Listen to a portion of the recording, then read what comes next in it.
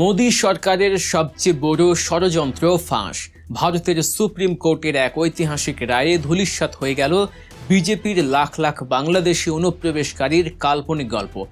আসামের মুখ্যমন্ত্রী হিমন্ত বিশ্ব শর্মার অহংকার চূর্ণ করে খোদ ভারতের সর্বোচ্চ আদালত এমন এক থাপ্পড় মেরেছে যার আওয়াজে কেঁপে উঠেছে নয়াদিল্লির মসনদ। এতদিন ধরে মুসলিমদের ঘাড় ধরে বাংলাদেশি তকমা দিয়ে পুশ ইনে যে নোংরা খেলা ভারত খেলছিল, আজ তার মুখোশ পুরোপুরি উন্মোচিত। কিভাবে একটি দেশের সরকার শুধুমাত্র ভোটে রাজনীতির জন্য নিজ দেশের বৈধ নাগরিকদের ভিনদেশি বানিয়ে দিচ্ছে, কিভাবে নামের বানানে মাত্র একটি অক্ষরের ভুলে কেড়ে নেওয়া হচ্ছে নাগরিকত্ব। আজকের ভিডিওতে আমরা উন্মোচন করব ভারতের সেই জঘন্য রাজনৈতিক জালিয়াতির আদ্যোপান্ত। এই চাঞ্চল্যকর ও অবিশ্বাস্য রাজনৈতিক চক্রান্তের পুরোটা বুঝতে ভিডিওটি না টেনে একদম শেষ পর্যন্ত দেখুন। হিসাবটা খুব সোজা। নিজেদের দেশে কোনো ঝামেলা হলেই কিংবা নিজেদের অর্থনীতি ধ্বংসের দ্বার প্রান্তে গেলেই সব দোষ চাপিয়ে দাও বাংলাদেশের ঘাড়ে। বছরের পর বছর ধরে ভারতের রাজনীতিতে এই একটি ফর্মুলাই যেন সবচেয়ে বেশি কার্যকর। কোটি কোটি বাংলাদেশি অনুপ্রবেশকারী এই জিকির তুলে ভারতের সাধারণ মানুষকে ভয়ের মধ্যে রাখা এবং মুসলিমদের তাড়িয়ে তথাকথিত বাংলাদেশি জুজু দেখিয়ে ভোট ব্যাংক ভারী করা, এটাই ছিল দীর্ঘদিন ধরে বিজেপি তথা ভারত সরকারের প্রধান কৌশল। ভারতের আসাম প্রদেশের একটি কুখ্যাত ট্রাইব্যুনাল আছে যার নাম ফরেনার্স ট্রাইব্যুনাল আদালত। এদের একমাত্র কাজই হলো বেছে বেছে মুসলিমদের টার্গেট করা এবং তাদেরকে বিদেশি বা অবৈধ বাংলাদেশি হিসেবে ঘোষণা করা। এই ট্রাইব্যুনাল আর আসামের গুয়াহাটি হাইকোর্ট মিলে মোট 27 জন মানুষকে একযোগে অবৈধ বাংলাদেশি বলে ঘোষণা করেছিল। তাদের যুক্তি কি ছিল জানেন? তারা নাকি নিজেদের ভারতীয় প্রমাণ করার মতো পর্যাপ্ত কাগজপত্র দেখাতে পারেনি। স্বাভাবিকভাবে নিরুপায় এই মানুষগুলো ভারতের সর্বোচ্চ আদালত অর্থাৎ সুপ্রিম কোর্টের দরজায় কড়া নাড়েন। আর সেখানেই ঘটল ইতিহাসের সেই নজিরবিহীন ঘটনা। রাষ্ট্র বনাম বিজেপি মামলার শুনানিতে সুপ্রিম কোর্টের বিচারপতি বিক্রম নাথ এবং বিচারপতি সন্দীপ মেহতার ডিভিশন বেঞ্চ আসাম সরকারের মুখে এমন এক ঝামা ঘষে দিল যা ভারতের ইতিহাসে সত্যি বিরল।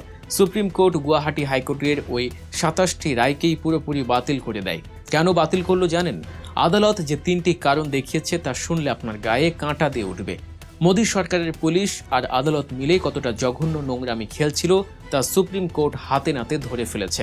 চলুন সহজ ভাষায় বুঝে নিই মোদী সরকারের সেই 3টি জালিয়াতি যা সুপ্রিম কোর্টের রায়ে ফাঁস হয়েছে। বিজেপি সরকারের 1 নম্বর জালিয়াতি ছিল নামের বানানে ভুল। ভাবতে পারেন, সরকারি কোনো নথিতে বা ভোটার তালিকায় আপনার নামের ইংরেজি বানানে হয়তো একটি অক্ষর এদিক ওদিক হয়েছে, ব্যাস আসামের পুলিশ আর আদালত আপনাকে সাথে সাথে বাংলাদেশি বানিয়ে দেবে। সুপ্রিম কোর্ট অবাক হয়ে বলেছে, সামান্য একটা অক্ষরের ভুলের জন্য একজন মানুষের নাগরিকত্ব কেড়ে নিয়ে তাকে বিদেশি বানিয়ে দেয়া হচ্ছে। এটা কি কোনো বিচার নাকি স্রেফ তামাশা? তাদের 2 নম্বর জালিয়াতি আরও ভয়ঙ্কর। একজনের দোষে 14 গোষ্ঠী শেষ করে দেয়া। আসামের এই ট্রাইব্যুনালগুলো কি করতে জানেন? পরিবারের কোনো একজন মানুষের কাগজপত্রে একটু অমিল বা গরমিল পেলেই কোনো রকম সঠিক তদন্ত বা প্রমাণ ছাড়াই তার পুরো 14 গোষ্ঠীকে অর্থাৎ বাবা মা ভাই বোন সবাইকে রাতারাতি বাংলাদেশি বলে রায় দিয়ে দিত। আদালত স্পষ্ট ভাষায় বলেছে, এভাবে কোনো বিচার হতে পারে না। এটা আইন নয়, বরং এটা চরম জুলুম। মোদী সরকারের 3 নম্বর জালিয়াতি ছিল একতরফা নাটক। সবচেয়ে ভয়ঙ্কর ব্যাপার হলো, যাদেরকে বিদেশি বানানো হচ্ছে তাদেরকে আদালত নিজেদের নির্দোষ প্রমাণ করার কোনো সুযোগই দেয়া হয়নি। তাদের অনুপস্থিতিতেই একতরফা রায় দিয়ে দেওয়া হয়েছে। সুপ্রিম কোর্ট কড়া ধমক দিয়ে বলেছে, শুনানির সুযোগ না দিয়ে এভাবে কোনো মানুষের নাগরিকত্ব কেড়ে নেওয়া যায় না। এই 3টি পয়েন্টই প্রমাণ করে দেয় যে আসামে কোনো আইন বা আদালত চলছিল না, সেখানে চলছিল স্রেফ একটা এজেন্ডা, কিভাবে মুসলিমদের কাগজপত্র বাতিল করে তাদের বাংলাদেশের দিকে ঠেলে দেওয়া যায়। সবচেয়ে মজার এবং নাটকীয় টুইস্টটা খেয়াল করুন। ঠিক যেদিন সুপ্রিম কোর্ট এই ঐতিহাসিক রায় দিচ্ছে, তার মাত্র কয়েক ঘন্টা আগে আসামের কট্টর হিন্দুত্ববাদী মুখ্যমন্ত্রী হিমন্ত বিশ্ব শর্মা বিধানসভায় দাঁড়িয়ে বুক ফুলিয়ে অহংকার করছিলেন। তিনি গর্ব করে বলছিলেন, গত 2 বছরে আমরা 1679 জন বাংলাদেশিকে ঘাড় ধরে বাংলাদেশে ফেরত পাঠিয়েছি। তার এই গর্বের বেলুন ফুটো হয়ে যায় মাত্র কয়েক ঘন্টার মধ্যেই। সুপ্রিম কোর্টে রায় আসার পর যখন ডেটা বিশ্লেষণ করা হয়, তখন দেখা যায় মোদী আর হিমন্তর এই পুশব্যাক গৌরবের পেছনে লুকিয়ে আছে এক বিরাট জালিয়াতি। এখন আপনাদের মনে প্রশ্ন আসতেই পারে, আদালত যেখানে এই বিচার প্রক্রিয়াকে বেআইনি বলেছে, সেখানে আসাম সরকার এত মানুষকে সীমান্তে তাড়াচ্ছে কিভাবে? এর পেছনে রয়েছে দিল্লির এক বিশেষ নোংরা আইনি চাল। আসাম সরকার 1950 সালের একটি পুরনো আইন, যা 2005 সালে আবার চালু করা হয়েছে, তার একটি ধারা ব্যবহার করছে। এই কালো আইন অনুযায়ী জেলা প্রশাসন যদি কাউকে স্রেফ সন্দেহ করে যে সে বিদেশি, তবে কোনো আদালত ছাড়াই তাকে দেশ থেকে বের করে দেওয়ার ক্ষমতা দেয়া হয়েছে। আসামের পুলিশ ঠিক এই নোংরা কাজটাই করছে। যখনই কোনো মুসলিম নাগরিককে টার্গেট করা হচ্ছে, তাকে বিদেশি সাজিয়ে বর্ডারে নিয়ে যাওয়া হচ্ছে। ভুক্তভোগী মানুষটা যে দেশের সর্বোচ্চ আদালতে আপিল করবে, সেই সময়টুকুও তাকে দেয়া হচ্ছে না।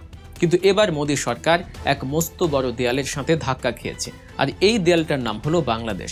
বাংলাদেশ ও ভারতের সম্পর্ক এখন শীতলতম পর্যায়ে। ভারত সরকার নিজেদের নাগরিকদের জোর করে বাংলাদেশের দিকে ঠেলে দেওয়ার যে নোংরা খেলা শুরু করেছিল, বাংলাদেশ এবার তার বিরুদ্ধে স্পষ্ট ও কঠোর অবস্থান নিয়েছে। বাংলাদেশ সাফ জানিয়ে দিয়েছে, আমরা 1 ইঞ্চি জমিও ছাড়ব না, আর কোনো অবৈধ পুশ ইন আমরা মেনে নেব না। আন্তর্জাতিক আইন অনুযায়ী কোনো দেশের নাগরিক যদি সত্যি অবৈধভাবে অন্য দেশে থাকে, তবে তাকে ফেরত পাঠানোর একটি নির্দিষ্ট নিয়ম আছে। 2 দেশের চুক্তি লাগে, প্রমাণ লাগে। ভারত সেই আন্তর্জাতিক আইনের কোনো তোয়াক্কা না করেই গায়ে জোরে এদের বাংলাদেশের দিকে ঠেলে দিচ্ছে। কিন্তু বাংলাদেশের বর্ডার গার্ড বিজিবি এবং বাংলাদেশের মানুষ এখন চরম সচেতন। বাংলাদেশ এদের কিছুতেই গ্রহণ করছে না। আর এর ফলে কি হচ্ছে জানেন? মাঝখান থেকে ভারতের এই হতভাগ্য নাগরিকরা, যাদের নিজেদের দেশের সরকারই তাদের শত্রু বানিয়ে রেখেছে, তারা 2 দেশের সীমান্তের নোম্যান্স ল্যান্ডে চরম মানবেতর জীবনযাপন করছে। হিমন্ত বিশ্ব শর্মা যেটাকে নিজের গর্ব বলছেন, সেটা আসলে শত শত নিরীহ মানুষকে খোলা আকাশের নিচে পশুর মতো বাঁচতে বাধ্য করার এক চরম অমানবিক অপরাধ। সুপ্রিম কোর্টের এই ঐতিহাসিক চপেটাঘাতের পর আসামের মুখ্যমন্ত্রী হিমন্ত বিশ্ব শর্মা এবং দিল্লির মোদী সরকার তাদের এই অমানবিক ও নোংরা খেলা বন্ধ করবে কিনা, সেটাই এখন দেখার বিষয়। তবে একটা চরম সত্য হলো, মিথ্যার উপর ভিত্তি করে তৈরি করা মোদী সরকারের বাংলাদেশি অনুপ্রবেশকারীর পুরো ন্যারেটিভটা এখন ধুলোয় মিশে গেছে। এই পুরো বিষয়টি নিয়ে, বিশেষ করে মোদী সরকারের এই চরম জালিয়াতি ও বাংলাদেশের কর অবস্থান নিয়ে আপনার মতামত কি? কমেন্ট করে অবশ্যই আমাদের জানান। ভিডিওটি ভালো লাগলে লাইক দিন, শেয়ার করে মোদী সরকারের এই আসল রূপ সবার সামনে উন্মোচন করতে সাহায্য করুন। রাজনৈতিক এমন সব চাঞ্চল্যকর এবং বস্তুনিষ্ঠ খবরের গভীরে যেতে এখনই সাবস্ক্রাইব করুন গল্প নিউজ। ভালো থাকবেন, সচেতন থাকবেন। দেখা হচ্ছে পরবর্তী ভিডিওতে অন্য কোনো বিষয় নিয়ে। সে পর্যন্ত গল্প নিউজের সাথেই থাকুন। আল্লাহ হাফেজ।